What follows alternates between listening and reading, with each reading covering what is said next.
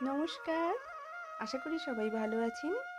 আমাদের চারপাশে দৈনন্দিন এমন অনেক ঘটনা ঘটে, তেমনই একটা ঘটনার গল্প। বিকেলের সেই চা বিক্রেতা।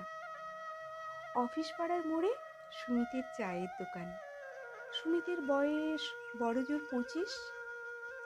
সব সময় পরিপাটি জামা কাপড় পরে মুখে একটা অমায়িক হাসি নিয়ে সে সবাইকে চা পরিবেশন করে। সুমিতের দোকানে এলে চাকরিজীবী মানুষদের সারাদিনের ক্লান্তি এক নিমিষে দূর হয়ে যায়। সুমিতের মুখে সবসময় রসিকতা লেগেই থাকে। সবাই ভাবে, আরে এই ছেলেটার কোনো চিন্তা ভাবনাই নেই, সারাদিন ফুরফুরে মেজাজে থাকে। কিন্তু এই হাসির পেছনে যে কতটা বড় একটা পাহাড় প্রমাণ সত্যি লুকিয়ে আছে তা কেউ জানতেও পারে না। সুমিত আসলে একজন ইঞ্জিনিয়ারিং গ্র্যাজুয়েট।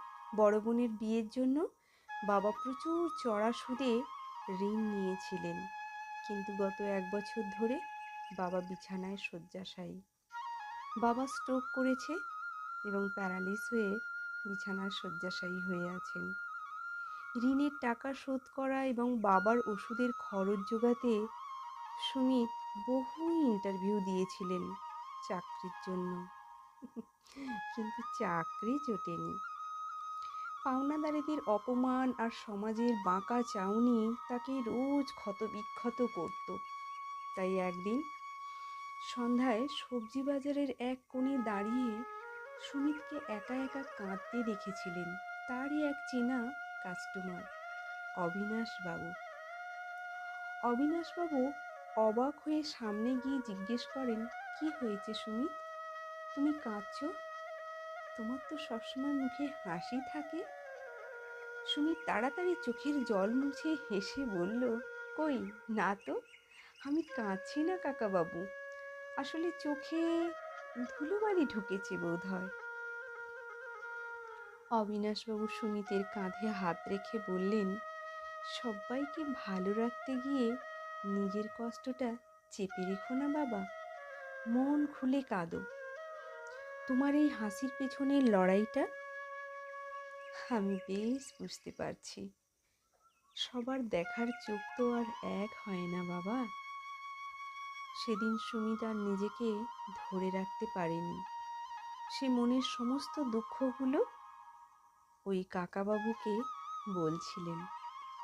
কাকাবাবু, আমি রোজ রাতে যখন বাড়ি ফিরি মনে হয় সব ছেড়ে ছুড়ে পালিয়ে যাই, কিন্তু পরের দিন সকালটা যেই আসে, আমি যেই চায়ের দোকানে আসি, তখন ভাবি আমার চোখে জল দেখে তো পাওনাদারেরা হাসবে, আর বাবা মাও আরও ভেঙে পড়বে।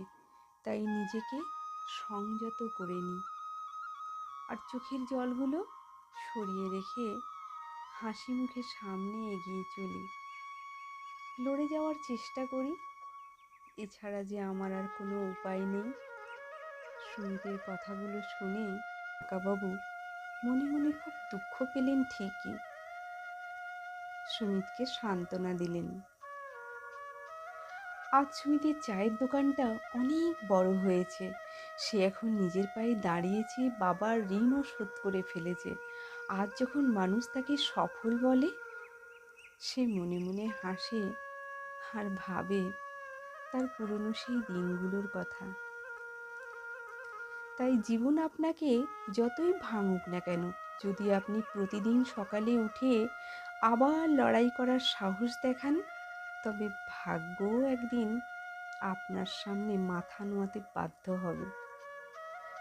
নীরব যোদ্ধারাই তো আসল হাসিটা হাসে, তাই না? কি বলেন আপনারা? কমেন্টে জানাবেন। আজ তাহলে আসি। ততক্ষণ সবাই ভালো থাকবেন, সুস্থ থাকবেন আর সকলের খেয়াল রাখবেন। দেখা হচ্ছে পরের একটি গল্পে।